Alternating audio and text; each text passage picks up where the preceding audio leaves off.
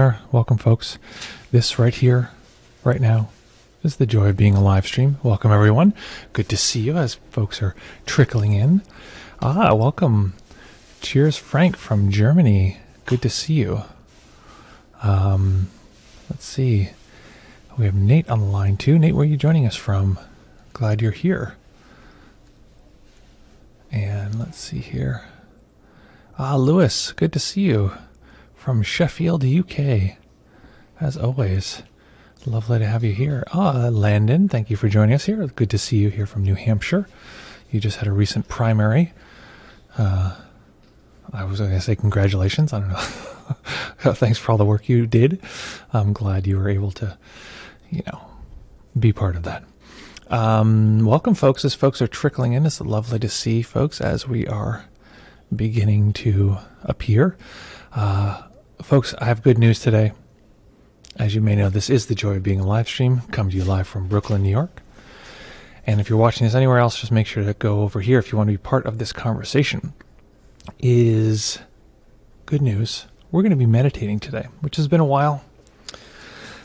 But we're going to get back into the old habit. And I'm excited about that.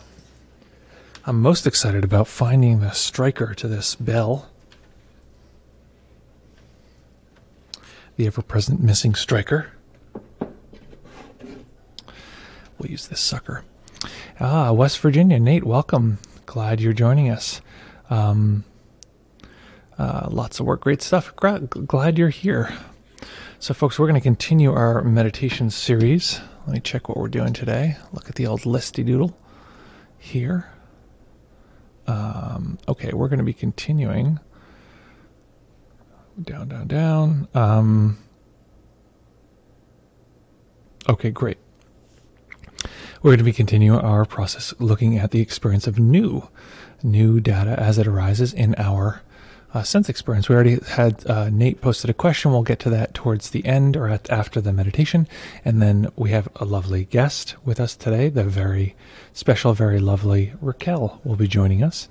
I look over here because Raquel's zooming around getting some things done before she joins us. So after the guided meditation, we'll have our good friend Raquel joining us, answering any questions you might have, anything in particular. And of course, we often will answer questions about relationships and how these different things come together. Okay, folks, so find a nice, comfortable position that you can maintain for the duration of the sit. We practice in stillness, but of course you're not in meditation jail. If you'd like to move, you can take 30 seconds or so before you do, and just make sure that you're moving consciously rather than unconsciously.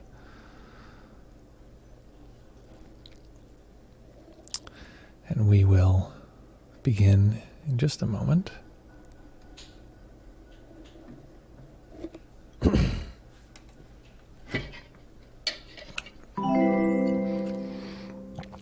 Thanks for that follow. Only love she. Thanks for joining. Thanks for following. Love to see you here.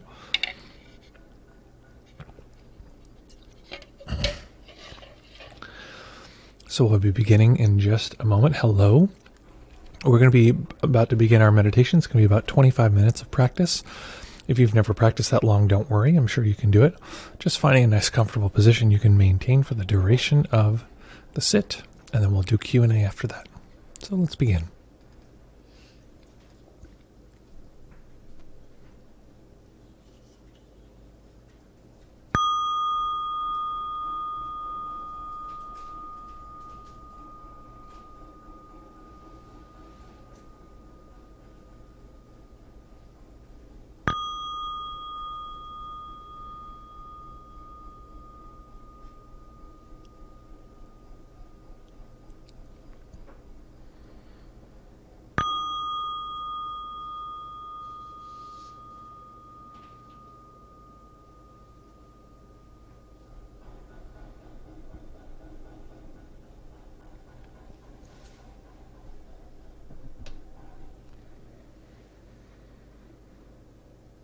Beginning by taking a few comfortable deep breaths and just feeling the body rise and fall.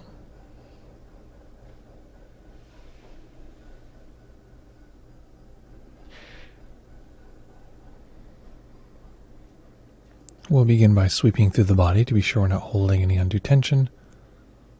Starting at the top of the head, relax the brow. Relax the muscles behind the eyes, allowing the eyes to drop just slightly.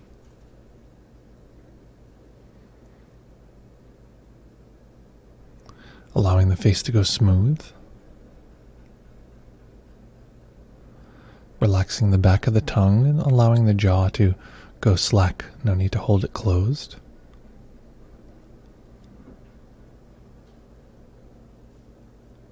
Relaxing the neck and the shoulders.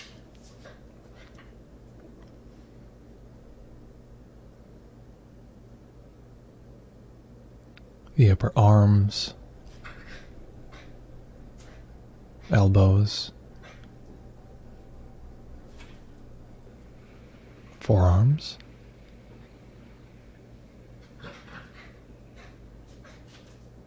wrists, and relaxing the hands.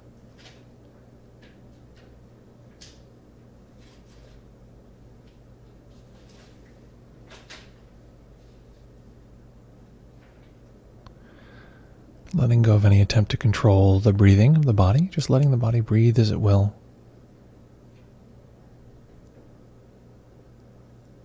Noticing the natural tightening and relaxing of the upper chest and upper back as the breath comes and goes.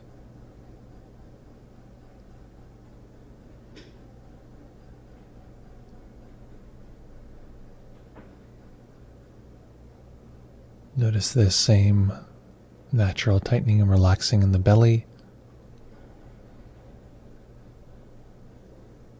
And seeing if we can notice the same set of sensations in the tailbone and the lower back.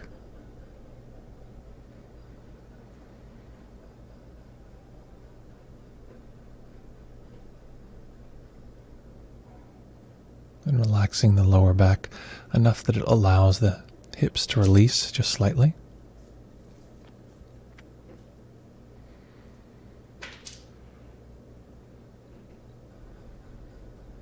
Relaxing the upper legs and knees. The calves, the ankles, and relaxing the feet.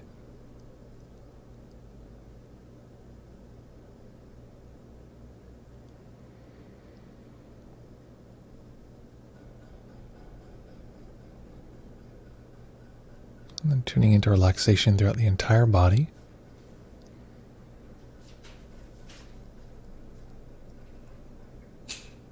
As we zoom out to hold all of these relaxing sensations together.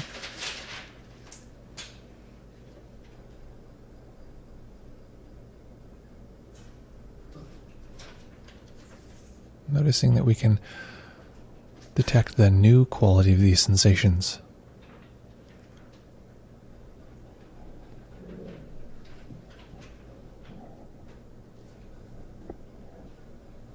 The fact that according to our sensory experience, we can detect these in this particular moment.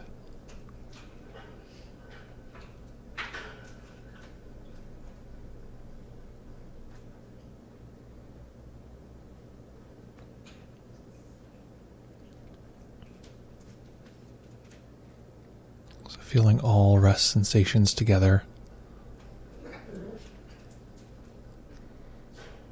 In particular, following the new quality of these sensations.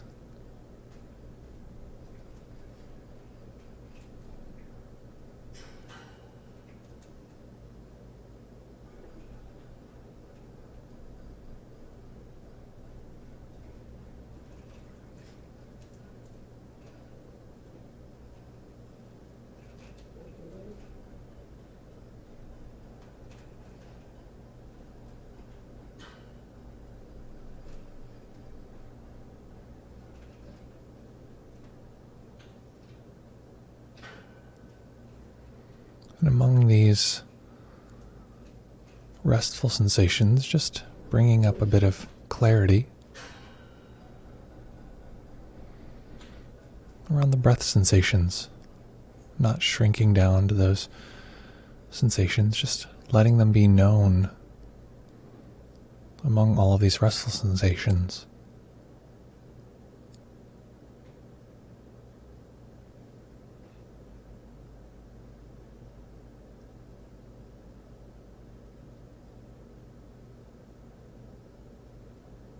And not simply letting all of this be known, but letting it be new.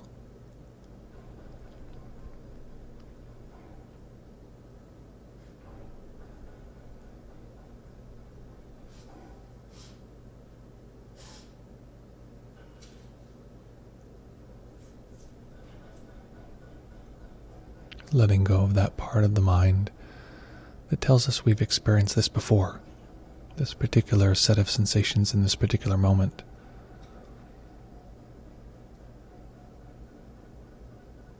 Knowing that this is the first and only time we'll have access to this arrangement of sensing.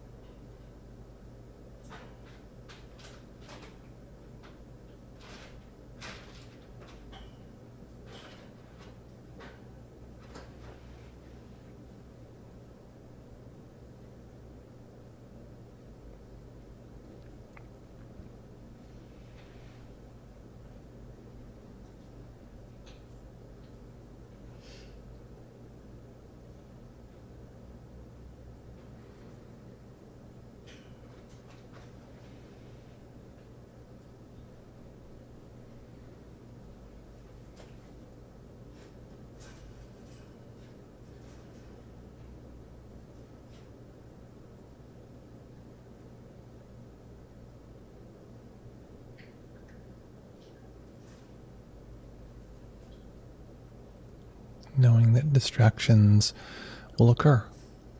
This is only nature.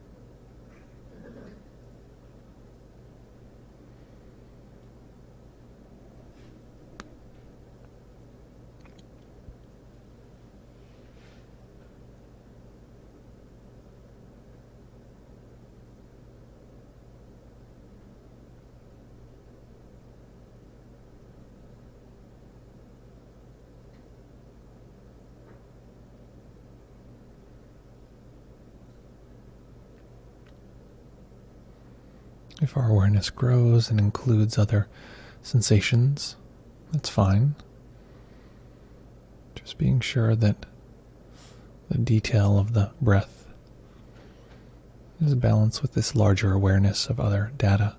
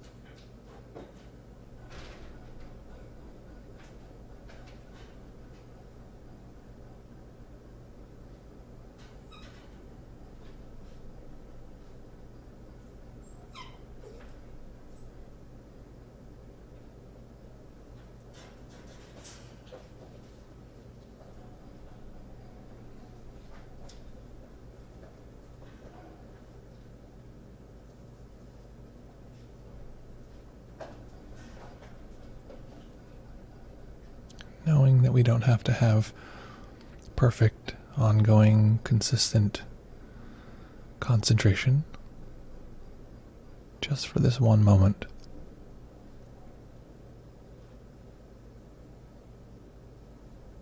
And then refreshing that process over and over.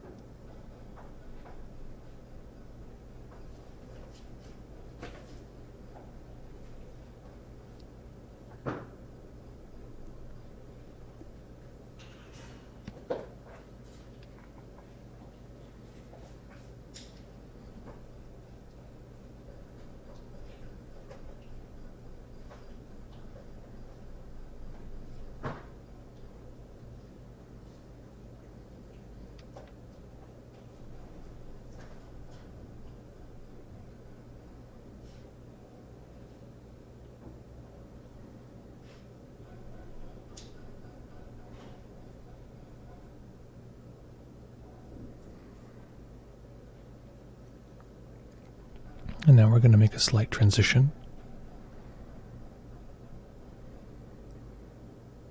Letting go of doing anything.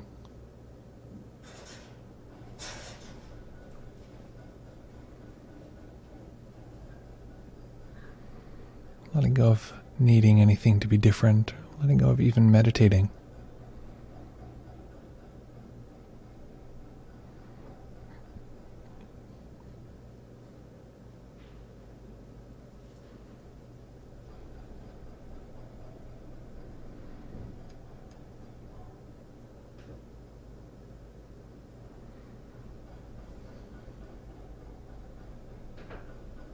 And simply observing that the experience of this moment continuously arises.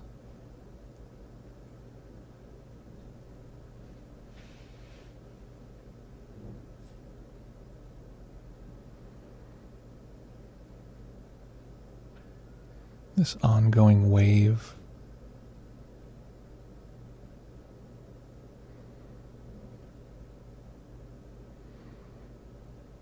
As though our senses, our entire reality is continuously coming into existence.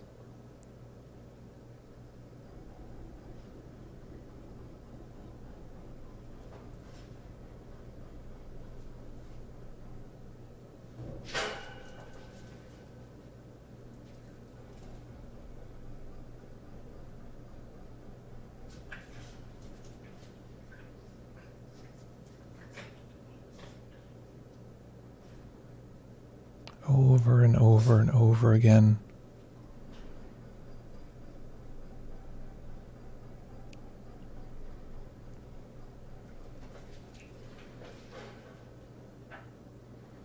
Our senses deliver to us this momentum, this wave of new experience.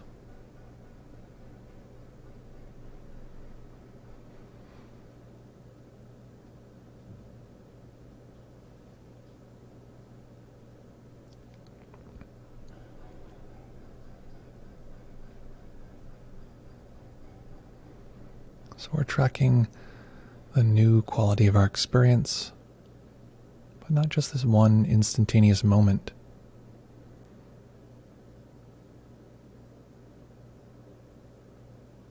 If we zoom out a little,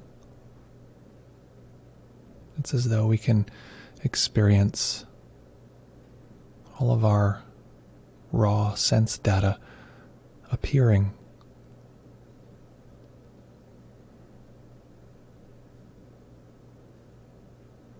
arriving,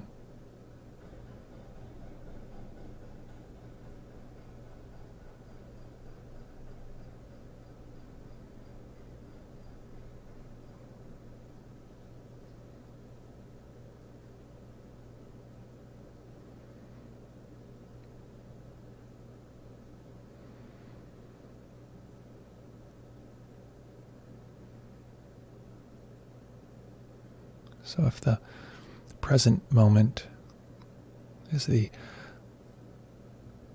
appearance of the train as it enters the station,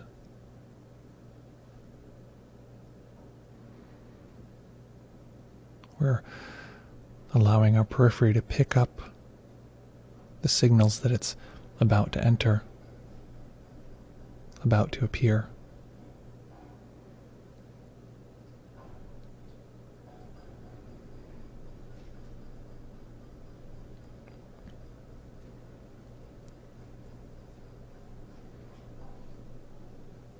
The kind of rumbling of the present moment.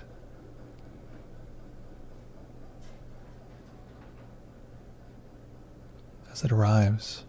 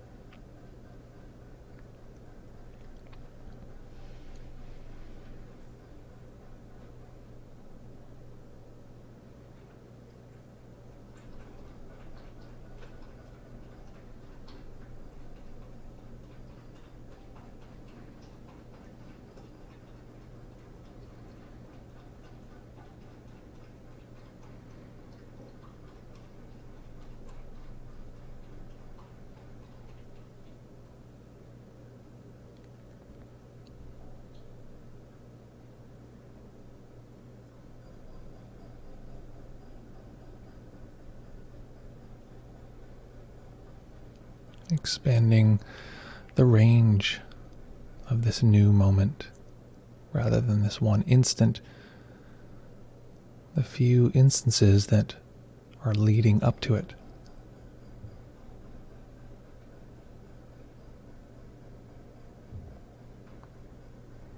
And referring to this larger space of new,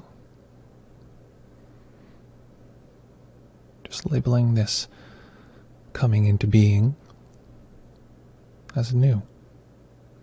The mind saying the word, soaking in the arrival, the gathering, the collection, and appearance of the present moment.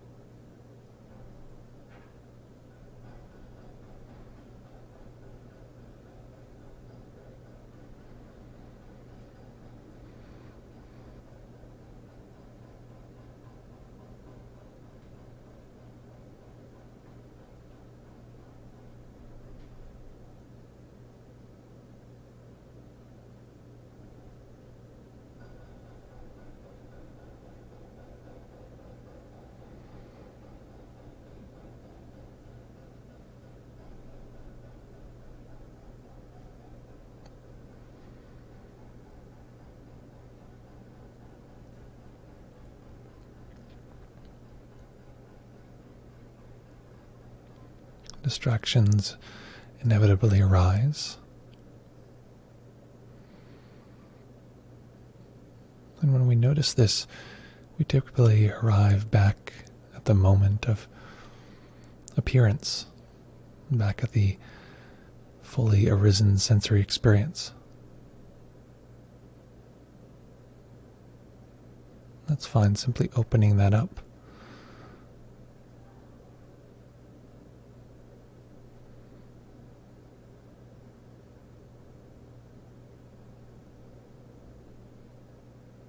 Including how this particular sense experience has been formed over the course of the last few instances.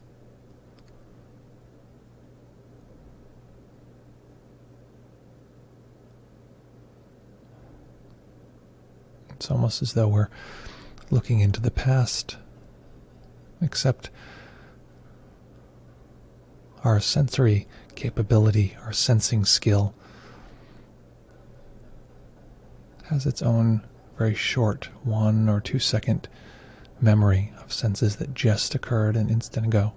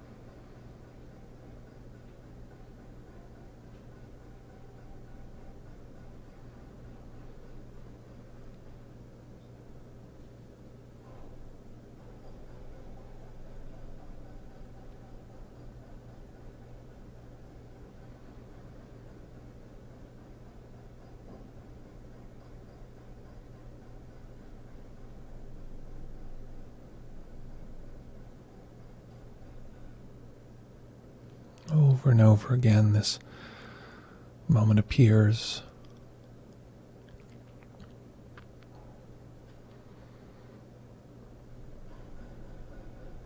As though arriving out of a fog.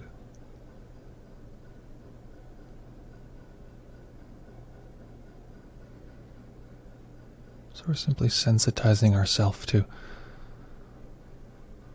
the beginning of its appearing process.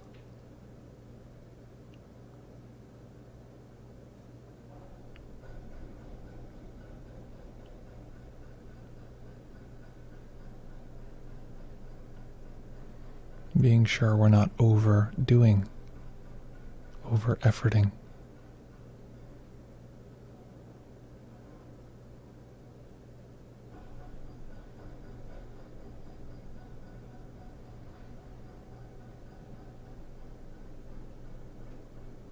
Simply allowing ourselves to know this appearance.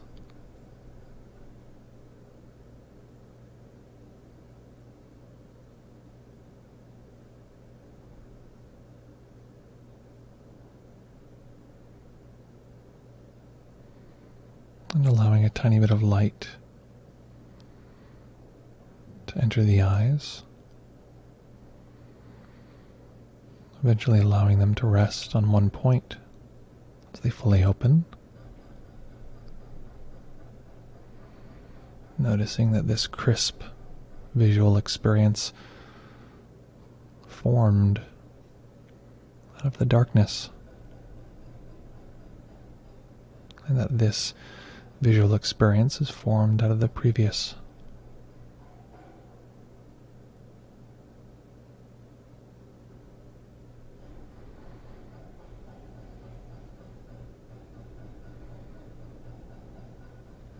And allowing this ongoing appearance and this moment to be our teacher.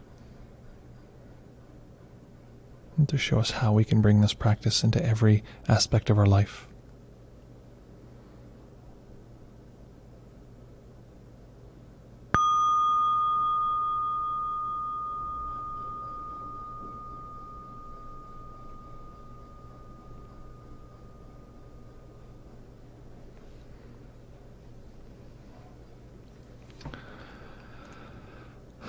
Okay.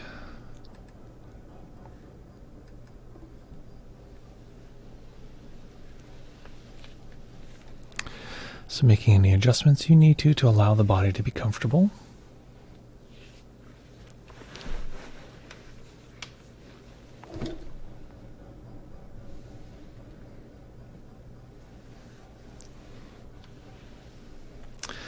Thank you. Tomlin has put our Discord link here.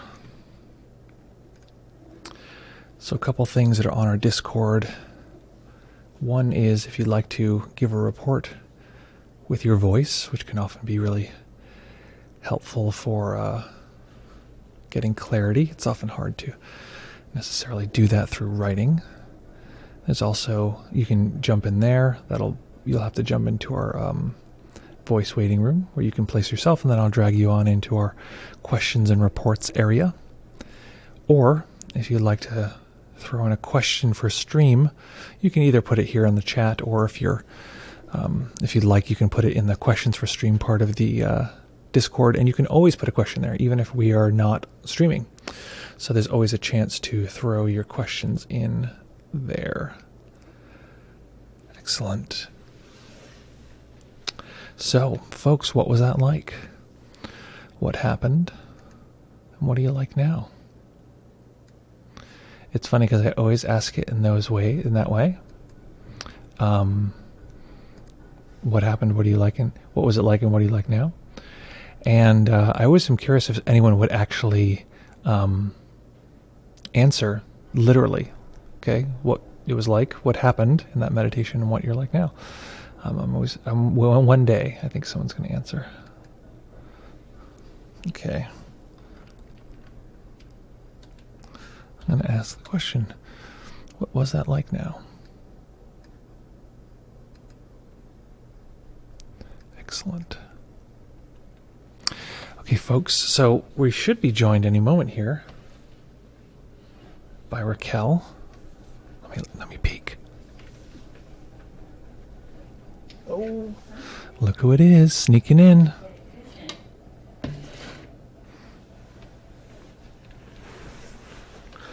We're trying to work out this new setup because we're set up for one person, and we're trying to set up for two people.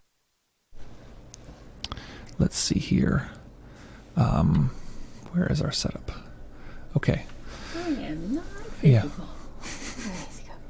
You need to be over there, and I can scooch. Oops. Okay.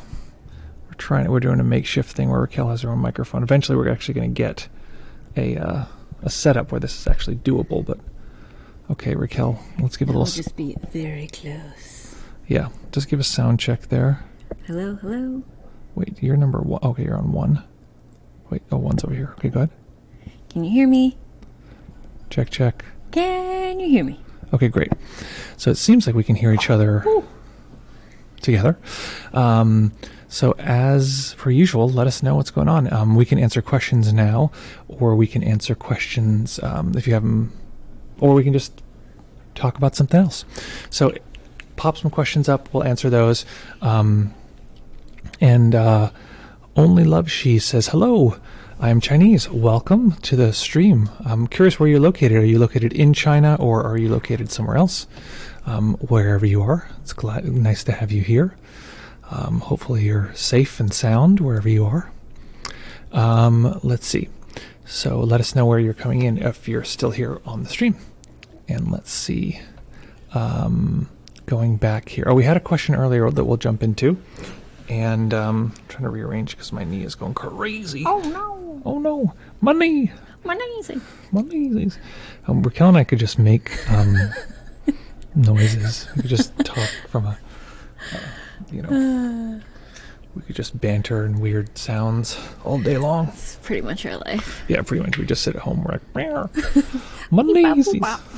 Yeah, we discovered this thing after Raquel came home from a retreat, which we didn't know, but Raquel has a kind of synesthesia. A little bit. A little bit. Where things, I don't even know if it's quite a little bit, because it's relatively prominent. I feel hesitant to call it synesthesia, but it's kind of like that. Yeah. What's it called? I think your glasses are a little reflective. Oh. You don't have to take them off, but...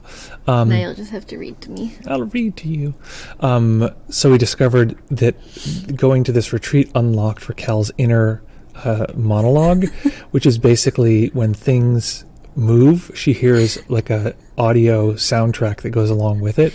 So sometimes even when things are not moving. Yeah, Sometimes just the shape of something makes a sound. Yeah, exactly. So I'll see if I don't know if that'll work, but I'll also give an example. So tell me what this sounds like in a way. Okay, how about this? Tell me what this sounds like. That's so funny. I love that. I remember she was like, wait, you don't hear sounds when you see an object? I thought that was just how mine worked. No, it is not. This is so much fun. I feel like we could do this all day. Wait, let me see if I can find something else. I think someone has a question. There are questions. I'm just having fun. Okay. How about this? Well, see, first it goes ding, but then it goes because of the shape. Yeah, it's often shape related. Mm-hmm. Right. Okay. So we got some questions here. Lewis says, noting news. It's funny. It's a possessive. What is that? Possessive a noun? Or what? Anyway, What? Noting new things can feel kind of manic and difficult after a while.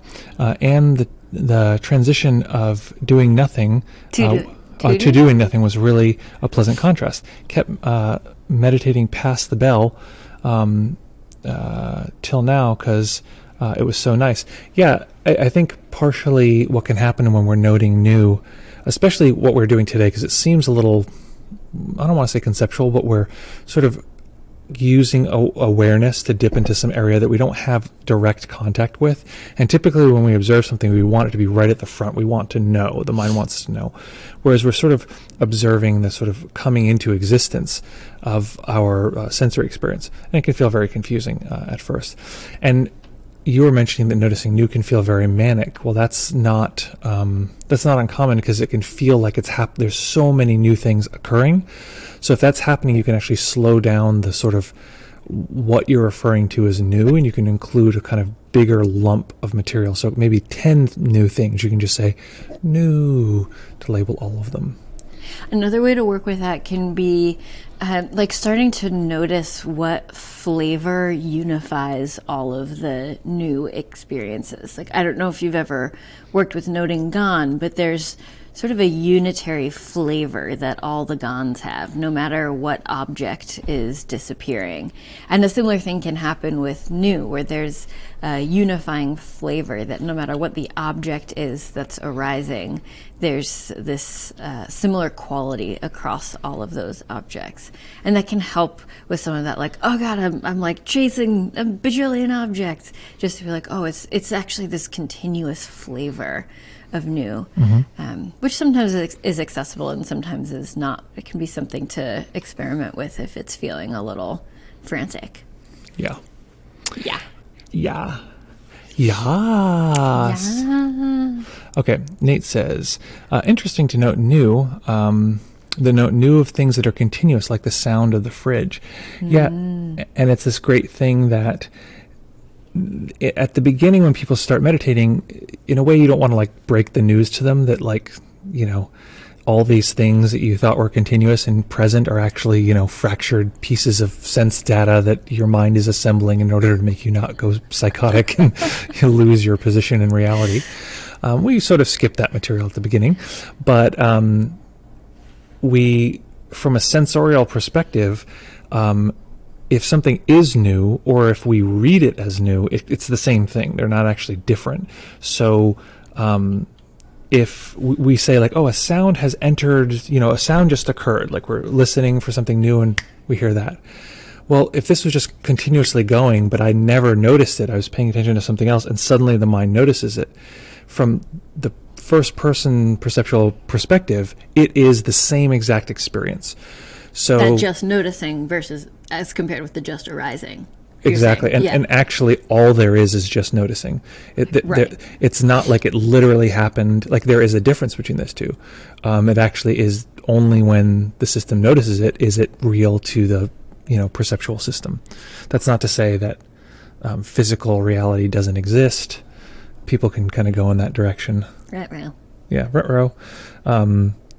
I don't know if you've known anyone like this, but I've had people who have been so indebted to that idea that, you know, okay, it's all created by the mind, that they've told me, like, they were like, well, you know, you don't exist.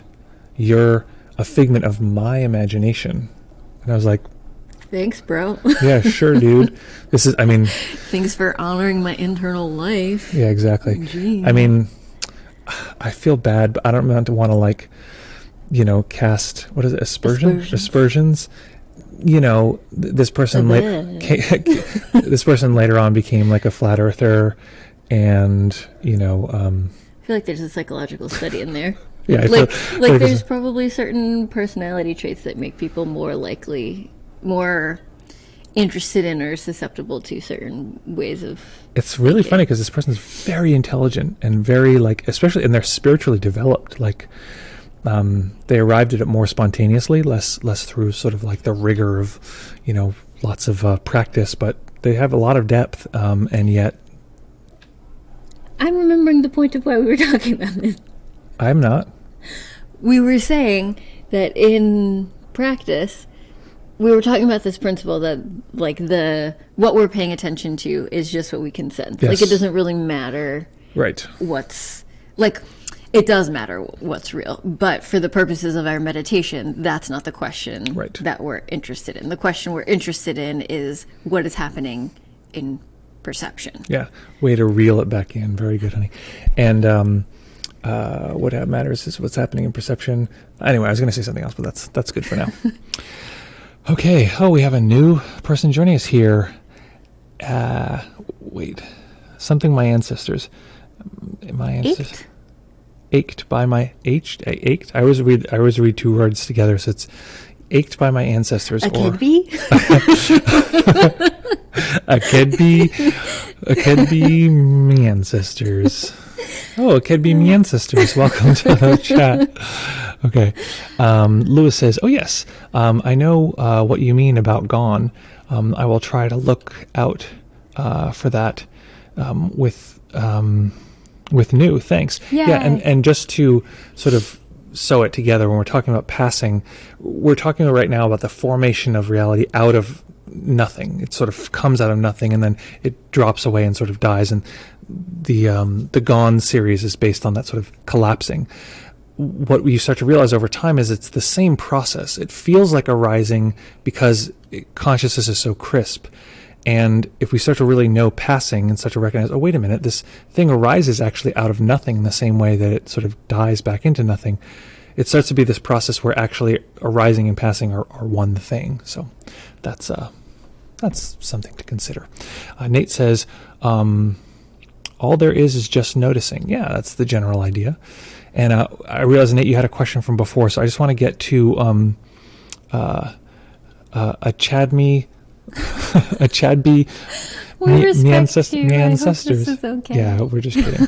Ached by my ancestors. So. Is that what dependent co-arising is? The arising and the noticing. So that's actually pretty damn close. The arising and the noticing. Basically, it's funny because dependent co-arising, the general principle, the principle itself is extremely flexible because it's meant to be completely scalable. So it's not only is it just, mind meets material or mind meets data, so therefore the data can be known, but that's actually kind of the most... It's a big part of it. The big part of it, and it's also kind of the most common if people were to describe it. That's actually really right on, that it's the arising and the noticing. But it gets tricky because you say, well, what about the passing of something and the noticing? Or what about the disappearance of reality and then the recognition of that when reality returns? It gets a little bit tricky, but generally, I'm trying to think, because in relationship... Oh, go ahead. You talk. I'll work this out. So for me, the most important principle from dependent co-arising is this ecological way of looking at everything, that all sensing and action too happens in these cause and effect relationships. So I heard you talking earlier on the class you were leading earlier today about this idea of context. So that's one piece of it, is that that mind, moments, action, it all happens in this cause and effect referential, interconnected way. So for me, that's the big principle takeaway that can be really impactful in life, is remembering that the effort or intention in this moment will cause the effort or intention or be a factor that shifts the next moment, that people are all interconnected, that beings are all interconnected. So for me, that's the big principle that I take away, is this principle of interconnectedness, cause and effect, ripple effects from every moment of noticing and intending. Yeah.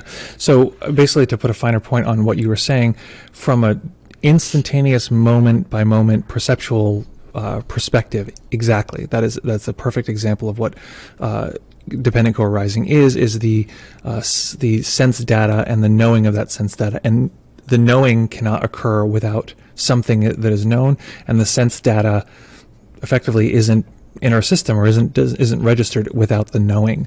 But the general topic of pratityasamutpada, is that I don't know if you... Pratityasamutpada.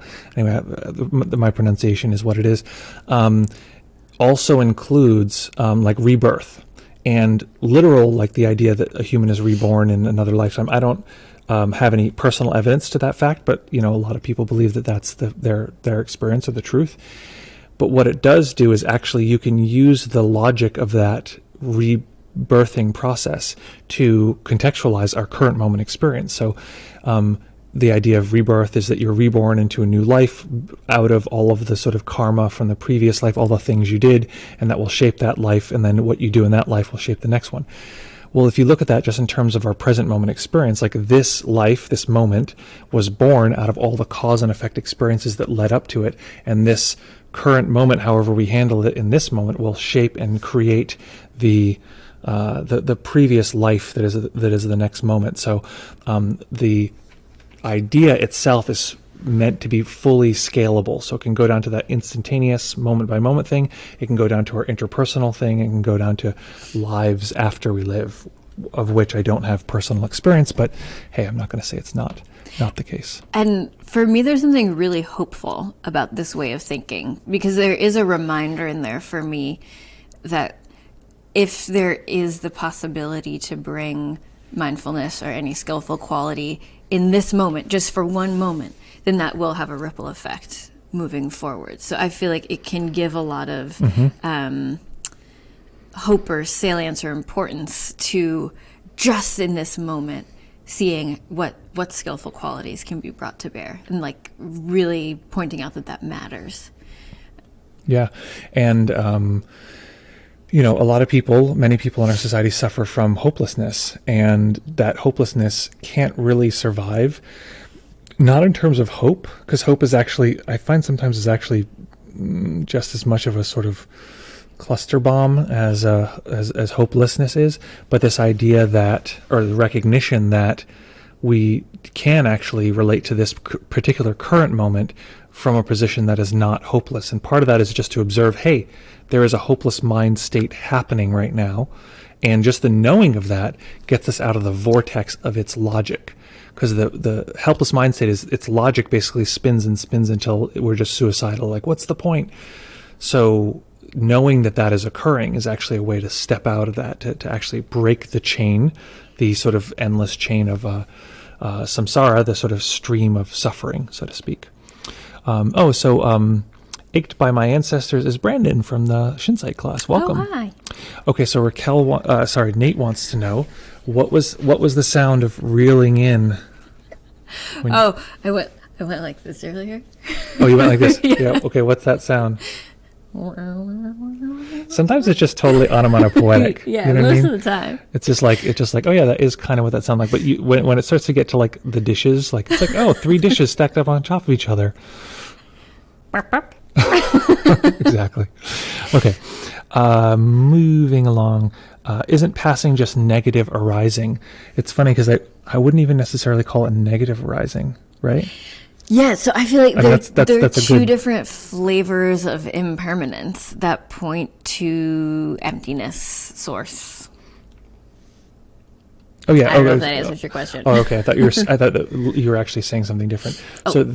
So I misheard what you said. Oh. So what you were saying, let me see if I got this correct. Mm-hmm. They are both, so arising and passing are both 2 flavors of impermanence. So I'm thinking about it in terms of expansion and contraction, which is a tiny bit different than arising and passing. Like if you're really just noticing the very moment of inception or the very moment of passing, they often have almost the same flavor. And I'm thinking about taking like the force of arising and the force of passing and observing that. For me, they have similar but slightly different flavors, but they're both pointing to impermanence and sourceness and this kind of often sacred feeling flow that is everything and unifies everything. Yeah, and as always, we try to get a little bit concrete, like in this moment, okay, how can you experience this? Sorry. What? Sorry. No. I mean, listen, we've been talking theory this whole time. So in this particular moment now, see if you can detect time, the experience of the mind tracking this current moment, moving along in time as though it were on a string, right? But it's always this sort of present experience. And notice that you have a sense of your past, right? Not thinking about the memories, but there's a sense of, okay, there's this moment, but it's preceded. We have this sort of linear model. So a moment ago, though, it's gone, right? And there's this kind of like collapse. There's an emptiness. Okay, there was this thing, but it's gone. Like there was a present moment, but it's not here anymore, right? And then it can be the case. It's not always the case, but it can be the sense that the future, what's about to happen, has this wide open space. Okay, it's about to happen. We're in this moment, but what's about to happen? And so those two qualities of this sense of expansion, like here it comes, and this sense of, contraction in the back, creates the sense of movement. It's pushing forward. And the two of those colliding together creates a sense of the present moment. It's neither that or this. And this present moment is to some degree, built out of that turbulence. So, do we say, okay, the experience of the past is negative experience of the future? You can, but it's better to say it just has a different quality. It just has a different arrangement. It's just the same material. It's just data, sense experience in a different shape. So, yeah, I hopefully that clarifies just a tiny bit. And Frank says, no first cause, no essence. Yeah, I think that it's funny because I think like theologically, I would say, like the idea of an essence that is like unchanging and pure is, it's been very problematic in a certain way. People saying like there is this one true thing, and then people turning that into like a war, like my God is good, or this thing is the essence, or people who get really like, you can't burn the flag. Like that kind of ideology, or that kind of idea that things have essential purity, and if we can just keep that purity or protect that purity, then we'll be safe. The idea that like human beings have a soul, those kind of things. I think having those experiences unconsciously, or having those experiences without the context of recognizing that it is potentially just a human creation, I think is very problematic. And that said, I think the experience of an essence, I wonder what you would say about this, is that it's just another experience. Like the experience of a God, or if somebody says, okay, I'm experiencing a connection with God, I don't see that actually as problematic. Well, I think this is a reference to dependent co-arising. Yes. Yeah. Okay. Okay. Sorry, I'm like sort of answering the much broader context. Yeah. And I'm just sort of saying like there is no essence, that idea. Yeah, I'll ride with that. There's no first cause. It's just this sort of endless spider web of cause and effect, things causing in every direction. So it's easy to understand in terms of a linear path, but it's completely three-dimensional in every way. And I think that's a little bit about what Lewis was talking about at the beginning. It can feel so rapid if we're starting to notice new, and to recognize that it's ultimately the flavor of it all is this spider web of things sort of moving and collapsing and arriving. We have some more here from Ached by My Ancestors. Arched, H, okay. It says, so can we say that a moment is a meshing of future next moments and a rising of past passing away? Wait, I want to read that again. Okay. I feel like that. Okay. So, can we say that a moment is a meshing of the future next moment arising and the past moment passing away?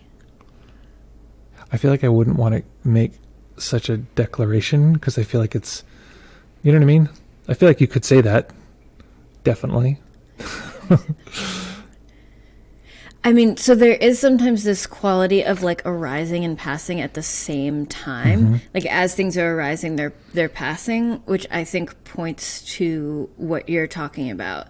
That if we watch these forces of creating and destroying, there is often this feeling like, whoa, they're just sort of happening at the same time. And now is this churn of both creation and destruction, both arising and passing. Yeah, I think that in a way it gets this thing where like, like the Zen concept that every teaching is a lie.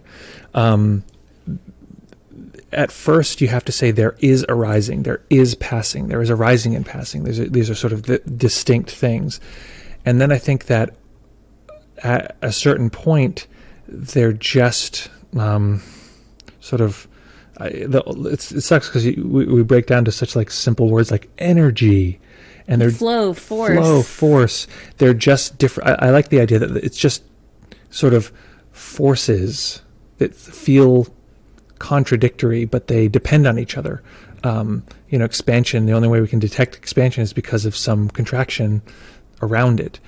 So at some point, you can divide the world into a million things. It's all the sense objects. Well, actually, it's all just see, hear, feel. Well, actually, it's all just expansion and contraction. And actually, expansion and contraction are part of one dance, and that's all one thing. And then actually, there are no things because it's all completely empty. So from any one of these perspectives, you could say it is this or it is not this. So that's where it starts to get really confusing. And that's where I feel like a lot of religions and belief systems will get in fistfights because they're like, no, it's emptiness. No, it's completeness. Oh, it's true self. It's no self. It's like, we can language this in any way. So yes, in a way that is 100% true. Well, and I feel like with a lot of this stuff also, like the language and the concepts that we're putting on it are just a way of helping to point to the actual experience. Yeah. Like what I feel like my ideal teacher would say in response to this question is like, sit, watch passing. Mm-hmm. Sit, watch arising. See what the present moment feels like. Yeah. Yeah. And like, don't trust us. Don't believe us. Do it yourself. And I think that's the best part about it is you say, okay, well, I sort of get it, but let's see if we can taste it firsthand experience style. Yeah. And the like kernel of liberation in all of this is that for whatever reason, sitting and experiencing that flow of arising and passing frees us as humans. I don't know why. Just seems to be how it goes. That the more, this is my experience, the more time I spend just observing that flow and allowing that flow of arising and passing, expanding, contracting as much as I can allow that, there is more freedom, less clinging, less craving, less aversion, more capacity to just have life arise and pass and not be a problem. Yeah. And I feel freer. So that's the point for me. Yeah, and we were talking about this in class. This actually gets back to a question that Frank asked earlier. It's like, wait, why is disaggregated reality, letting go, why is that better? Why do we want that? And I think that what I answered at the time, what I think is that it's actually not better. It's not better to have it, deconstructed, but it's freeing to not have to have it be solid all the time, to not have to exist in a self, to not have to have this sort of duality, this conflict. And then there's the degree to which we can return to the sort of reconstructed experience and have it not be so restrictive. Like I had a major break around self-consciousness, on retreat once. The experience of self sort of cracked in this way, and all of a sudden I realized I had been relying on self-consciousness to sort of keep myself safe and structured, and it shattered, and it was very dramatic. And so self-consciousness, it does still arise completely, but there's a way in which it's a hologram. And so the hologram it can arise and be uncomfortable, but the hologram itself can be quite beautiful. And so it's, the play between those things, the sort of expansion and contraction. At some point we realize, the contracted self that we navigate the world with is just as valuable. It's the ordinary, boring, hum-ha world is not free or different than the psychedelic, disaggregated reality. It is the same thing. It's actually exactly the same thing. Yeah, it's this weird sort of fractal process of like learning to love whatever arises, including hating what's arising. Yep. Yeah. And for me, that's why it's liberating, mm-hmm. is because the content of sensing doesn't have to be one thing or another, because there's an awareness that sees everything as no problem. Mm-hmm. Yeah. So then, like, life can happen and we can be free. That's great. Yeah. And Ached by My Ancestor says, thank you for the rich responses to my question, guys. That has given me some fresh clarity. Well, wonderful. And I realize there was a question way early on before we even started, which was from Nate. I think Nate's still here with us. And the question was, what is the shadow self? And I think that the short answer, and you can talk more about this, but the short answer is, and where was it introduced? It was introduced in a guided meditation that I had as part of that series that you're probably referring to. Do you mean introduced like that, or do you mean introduced like where did the concept come from? I don't like the origin of the psychological concept. That's a different answer. Maybe Jung. mostly Carl Jung. Yeah. So that's the etymology. Is that what that be? Anyway. No, etymology is where words come from. Yeah. So yeah. Sorry, it just says Brooklyn over my face when I sit here. Yeah, we gotta work this out. I'm Brooklyn. So where does it come from? It's basically, I'm using it as a relatively loose term. It was introduced in one of the guided meditations, and basically it just, the way I'm using it is very rough, and it's just the part of ourselves that we tend to deny, the part of ourselves that we don't want to exist. You know, like I used to have this thought, like, what if our entire body was like as stinky as the stinkiest part of our body? Like, how terrible would that be, right? So that we do that psychologically too. It's pretty gross. We do that psychologically too, where it's like, okay, this is the self I want to show in the world, and then there's the other part of myself that I kind of like, I don't want people to see, and I kind of put away when I'm like on a job interview or any situation when I'm with people. And there's a degree to which we'll deny some part of ourself. So that's what we're just calling the shadow self, the part of ourselves emotionally, psychologically, as far as maturity, whatever any of those things are, we sort of like, push away. So I don't know if you wanted to add to that, though. Yeah, I mean, so this was one of Jung's like big contributions, which is so related to what we were just talking about around expansion and contraction and arising and passing, is Jung talked a lot about the importance of balance in the mind, and that there, just like Janusz was just talking about, that there are parts of the psyche that are natural primal parts of being a human animal. And these parts often get pushed down or disavowed in contemporary societies, particularly in Western Europe and the United States. I don't know as much about other places, and I think there are a lot of other cultures that don't have as much of this disavowing force. And that stuff that gets disavowed is often aggression, lust, these... like Carl Jung talked about a lot about archetypes. So the image that's coming to mind is like of people dancing aggressively around a fire, like the archetype of fire. Anyways, so these sort of like natural forces that are part of being human animals that get disavowed, and that part of being healthy, in his view, was allowing a balance of mind to happen between these like forces of light and darkness within the mind. And this is exactly what we were talking about in terms of expansion and contraction, and like learning to love and allow the expansion and love and allow the contraction is really allowing for a balance of perception in a similar way to talking about this balance of mind, of just letting whatever forces want to arise. And that doesn't mean acting behaviorally in accord with those mental and emotional forces, but it means allowing that energy to flow. Yeah. And Nate then says, isn't it always there? Isn't the shadow self the unaware self? Well, just to the first part, I think you're speaking to exactly something that's real, is that we can't actually push parts of ourself away. So when we're talking about the multiple self model, which we were talking about before, part of our job is to learn to allow these selves to exist and to be present, and to sometimes look for what their needs are, and do the best we can to meet those needs, rather than what we often tend to do, which is stuff those parts of ourselves away, and then they just come out in all these sort of like, we talk about all these, pathologies, all these like things that we do that are harmful to ourselves and to others, and addictions and behaviors and these kind of things that we try to get rid of.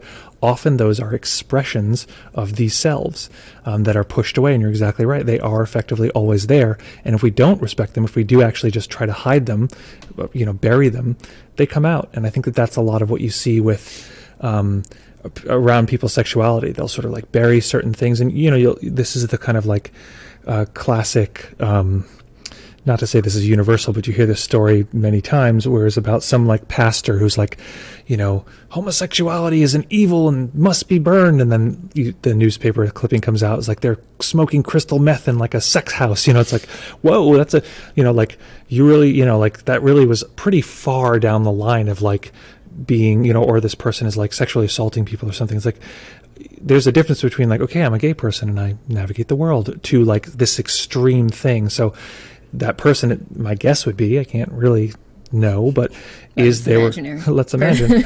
Well, no, but these are real stories that Yeah. that they were suppressing it so intensely that when it comes out in this really intense, like uncontrollable form that they don't have any control over. And so it becomes very stark in that way. Well, and this relates back to a principle from internal family systems. And thinking about this from a systems perspective, one of the ideas is that when there's a part that doesn't feel heard, it says its message louder and louder and louder, and in a bigger and bigger and more extreme way.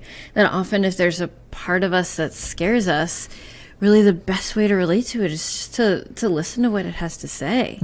And if there's been a long history of not listening to that part or telling that part it's bad, what it's saying in that moment might be extreme, and it would be natural to feel scared by that, and that's okay. And just to stick with that process of listening to, like, what's the need or desire that's underneath that can be met in a right-sized way.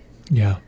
And was sort of also interesting, at least in that case, and actually a lot of these cases, is that when we're talking about like this, this sort of amalgam we've made of this, like, extreme pastor who's against homosexuality. Part of what the background is the internal family systems, is that we're mirroring the messages we got from outside of ourselves. So the sort of assumption would be that this person got a message when they were, younger in their lives, that this part of themselves or some part of themselves, maybe their emotions or their general sexual experiences in general, Sexual desire, sexual pleasure. right? Pleasure, any of those things, right, were wrong, and you shouldn't, you should hide that or suppress that. And so they have now internalized that, and that, as it comes up in themselves, they need to push it down. And I can't say for sure, the general guess, this is my general guess, but, a lot of the sickness and disease that we have physically in our bodies is from suppressing and pushing down emotion and selves that we, don't allow ourselves to experience. Yeah, I mean, I think that's true in a lot of different ways. Just in terms of the what just we happened? have a new subscriber, happened. Nate. Thanks for subscribing. Thank you. Thanks for that. So fun. Yay.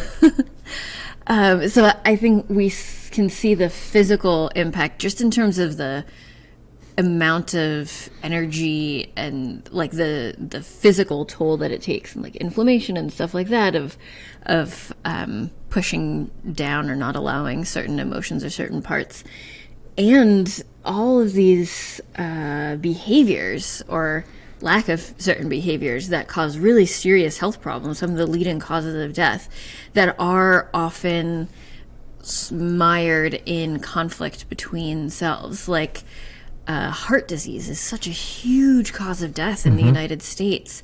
And chances are surrounding heart disease, for some people, they're just genetic components. There's no way around it. And for many, many people, either in relation to those genetic components or separately, there are also behaviors like eating foods that aren't healthy for our hearts, not exercising in a way that's not healthy for our hearts. And so there's sort of this strange question, which has been one of the questions in psychology, is like, how do humans take actions that hurt us, actually? Like, that doesn't seem to make sense. And how that does make sense is thinking about the mind as a system, and recognizing that there's more than one part. There's a part that wants to be healthy and live a long life, to be with our friends and our families and our loved ones. And there's also a part that maybe feels afraid of the emotion that arises when exercising, or feels such a need for the relaxation of being still, or whatever it is. So I think when we talk about disavowing parts and the relation between that and physical health, there are a lot of facets to it. Yeah. And the, like, clincher is that a lot of these behavioral stuck places of, like, there's a part of me that wants to exercise and there's a part of me that doesn't. A lot of those stuck places can get resolved by listening and allowing listening to and allowing the part that some part of the mind has decided is bad. Like, if there has been an internal decision that, like, not exercising is bad, or not wanting to exercise, then there can be this, like, feedback loop where then that part gets pushed down And then because that part isn't listened to, that stuck place just gets perpetuated. Are you talking about me? Anyway, no. No, I mean, I can just say from personal experience, I struggle with that. I want to exercise more than I do. And so there's these different parts. And I can honestly say just from my own personal experience that because of my, history with trauma, exercising is emotional. It's intense. And I have to find forms of exercise that I find really pleasing, or I really don't want to do them. And I found, at some point, certain kinds of exercise, I just feel so awful. And my thought is like, you got to push your, and then what it does is it's actually overwhelming. So my new favorite thing is like in a yoga class, if I go to a yoga class, I will, as soon as I feel like it, as soon as nope, emotionally, there, I'll just lay down on the floor and like sit in some like laying down pose. And like, a third of the class, I'll just be laying down, and it'll be very different than what's going on around me. But I'm not so self-conscious anymore. Or as self-conscious. And so I'm just like, no, this is what I need emotionally. And I'm here actually to live a full life, not to impress the yoga teacher or something like that. So I'm just like, yes, that's it. Because then the part that finds it important to exercise is being heard, and the concern of the part that's like, no, is also being heard. Like the part that's like, this is going to be too much, this is going to be painful, I can't do it. It's like, I totally hear you. Let's do this in a way that's not overwhelming, And the more that part that is overwhelmed gets listened to and it has its needs met, the more it's like, no, this exercise thing isn't so bad. Yeah. Yeah. Awesome. Yay. Well, thanks, folks. Yeah, and thanks for your support, Nick. Actually, was it Nick who subscribed, or I thought it was Nate? Oh, anyway, thank you everyone for your support. Thanks for being here, and hopefully you liked Raquel's visit, even though her face is covered by the words Brooklyn. Mine is usually covered by this. We should. Thanks so much for joining, and lovely to see you here. And of course, as always, we have a wish. We have a wish for you. Ooh. Our wish for you is simply to notice this current moment and any moments during your day just arising, appearing, noticing that they have this spontaneous coming into action quality, that we don't need to do anything for that to occur, and that noticing that actually gives us a degree of freedom. So just noticing that right now, noticing that as we spread out to our day and all disband until we're back here. In less than 72 hours, we'll be back to do more meditation, more chatting, more fun, and hanging out. So great to see you. If you're here watching the playback, thank you for joining us. Lovely to have you. And we look forward to seeing you soon. We're going to put on the end music, but we'll still be here. I couldn't find my hand. Oh, there's your hand. Where's the thing? Oh, outro. Okay, folks. Lovely to have you here. Thank you for joining.